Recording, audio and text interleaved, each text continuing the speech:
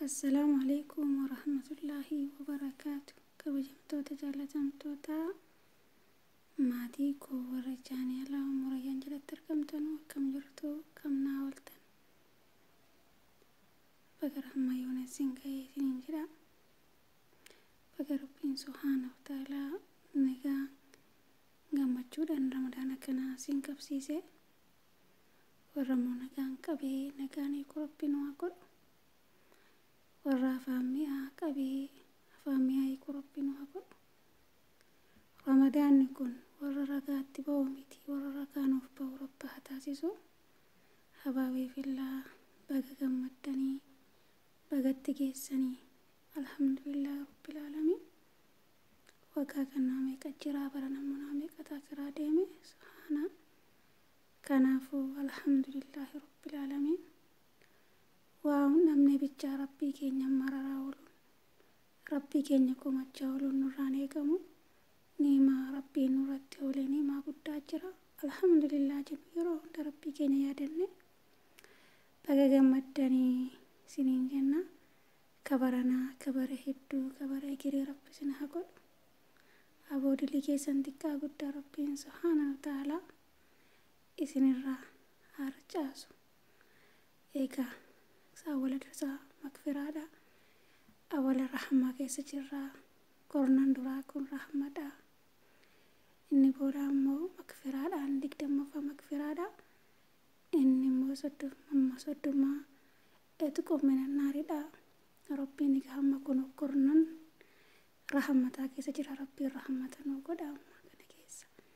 Warra tobatun nasuhaa tuubatee diliisaarraa buqqa'ee sharxii toobaa sadan guutee toobatee Rabbitti deebi'ee Rabbiin araaramee fi dileensaa xiqqaa guddaa irra taree fi addunyaa karaa milkaa'u Rabbi hunda keenya nu haa godhu. Kanaafuu inshaallah Rabbi rahmata sara nuuf fageessini. Rabbiin laata kanatu min rahmatillaa jedhe. Amma feeyuu namni dilii hojjetee namni diliin hojjenne hin jiru Rabbi tokkicha malee. Namni immoo rahmata Rabbii irraa garaa muru jira hin jiru. Kanaaf inshaallah hundi keenya haa toobbannu waan jechaan gochaan waan beekaa itoo hin beekin hojjennes Rabbiin keenya akka irra nuu taruu subhaana isaa gaafachuun dhiifama qabna. Toobaa zikiriitti haa jabaannu. Quraan ammoo amma Rabbiin nu laaffise quraana Rabbiin kun jiini kun ji'a quraanati. Ji'a quraana keessa bu'ee amma Rabbiin nu laaffisee qara'uu qabna. Maaliif juuti tokko hin beekin warra juuti tokkitti illee beektan ishii mara deddeebi'aa qaraa. Zikirii godhaa, du'aayii godhaa, sadaqaa khayritti wal saamuun khayritti wal saamnee keeritti ariifachuun dirqama keenya. Rabbiin subhaanahu wa ta'aalaa ni nagaan nu qabsiise kun har'a tokko jenne jammarre nagaan immoo nu haa eegsisu. Rabbiin ramadaanni kun kan ragaa nuuf ba'u malee kan ragaa nutti ba'u Rabbiin hin godhini. Kanaafuu habaabee fillaa inshaallah sooma jechuun bishaaniif midhaan bicharraa soomuu miti. Qaamaa qalbiin soomudha. Qaama keenya kulliin soomuu qabna. Garee namaa jira. Bishaanumaaf midhaan bicharraa waan soomanuuf sanaa miti. Rabbiin sanarraa hajaan qabu keessa kan laalu Rabbi keessa keenya haa tolchu. Hundi keenya bakka jirrutti Rabbii keenya haa sodaannu. Rabbii keenyatti boonyee haa kadhannu. Hajaa hedduu qabna. Boonyee dhaabbannee salaannee zikirii goone hirriba xiqqeessine waan fasaada waan Rabbiin jirurraa fagaanne waan Rabbiin jibburraa fagaanne waan khayritti dhiyaanne keeritti wal waamnee ammatti beeknuun nasihaa tokkitti himaantaa nasihaa waliif dhaabne wal jaalannee harka wal qabannee akkatti milkoofnu isiniin jedha. Waggaa kana qaqqabnee dhiifnee hin beeknu. Egaa Rabbiin inshaallah nu hangasin hunda keenya nu haa milkeessu. Warra ramadaanni kun ragaa ba'uuf Rabbiin nu haa godhu.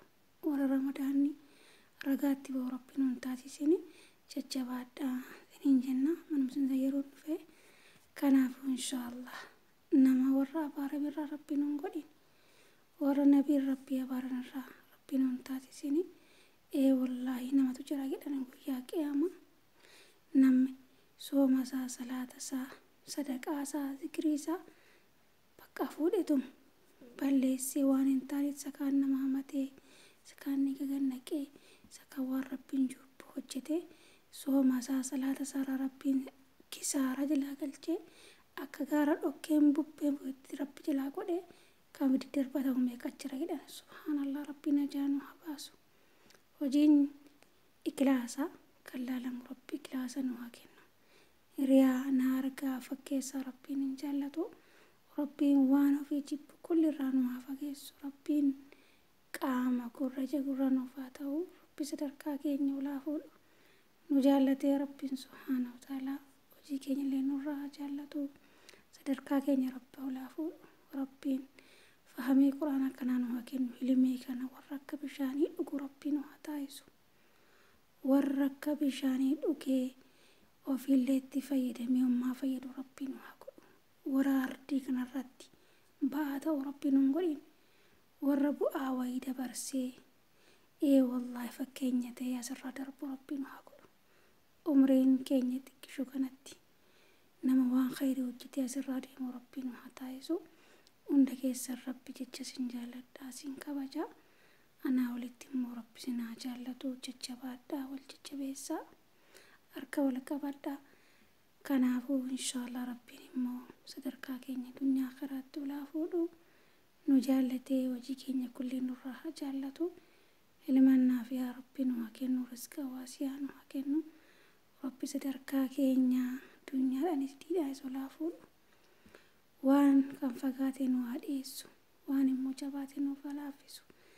Rabbiin hojii kanallee nu haa gargaaru. Jajjabaadhaa, zikirii godhaa. Yeroo harkaan hojjettan, yeroo afaan hojjettan, yeroo kulli keessatti rabbi keenya yaadachuu qabna jechaadha. Yoo amma harkaan hojjennes zikirii haa goonu rabbitti. Silkiin baay'isinaa, oduun baay'isinaa. Waan hin taanetti gizee keessanii fixinaa. Gizeen kun akkasii fixidhaan nama murtii. Yookiin nuti murata keessattuu nu mura. Kana waan ta'eef inshaallah ammatti gizee gabaabduu qabnu sanatti fayyadamnee khayrii kana saammachuun dirqama keenyaa fi gizee nu argitanii hojiin isin baay'ata ta'us sanuma of gatuu hin qabnu. Assalaamu alaikum warahmatullahi wabarakatuh. بسم الله الرحمن الرحيم. الحمد لله المحمود بكل لسان، والصلاة والسلام على نبينا المصطفى العدنان نبينا محمد وعلى آله وأصحابه. ما غر طائرة وارتفع أذان، ونتوب إليه ونعوذ بالله من شرور أنفسنا ومن سيئات أعمالنا. من يهده الله فلا مضل له ومن يضلل فلا هادي له. وأشهد أن لا إله إلا الله وحده لا شريك له، وأشهد أن محمدا عبده ورسوله صلى الله عليه وعلى آله وأصحابه وسلم تسليما مزيدا إلى يوم الدين. أما بعد، أخوة الإسلام والإيمان، السلام عليكم ورحمة الله وبركاته.